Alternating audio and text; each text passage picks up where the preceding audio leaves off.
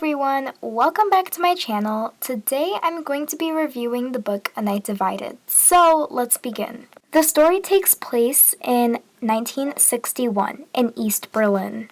With the sudden rise of the Berlin Wall, 12-year-old Gerda finds her family divided overnight. She, her mother, and her brother Fritz live on the eastern side, controlled by the Soviet Union. Her father and middle brother, who had gone west in search of work, are unable to return home. Gerda knows it is dangerous to watch the wall, to think forbidden thoughts of freedom, yet she can't help herself. She sees the East German soldiers with their guns trained on their own citizens, watching for any sign of escape.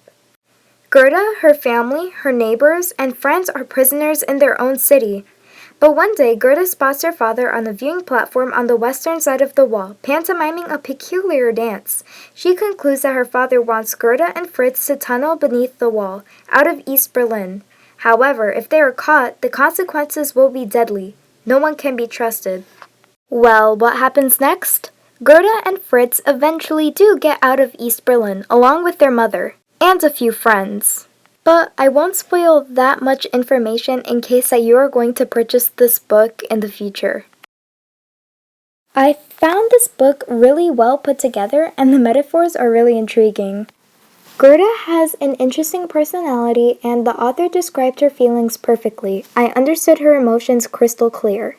Something that I wish that the author included in the story is more of a backstory on Fritz. Throughout the book, the author tells us that Fritz smuggled a variety of items and was even taken away by the Stasi, a secret police force in East Germany.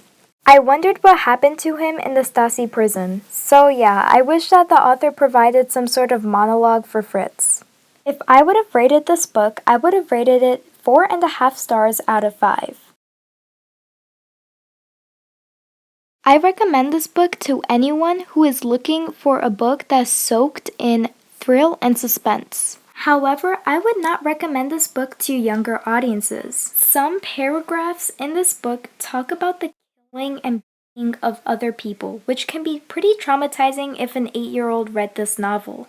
The book itself, however, isn't gory or violent. The only time there is violence is when it talks about the Stasi or Grenzers, who were guards of the wall.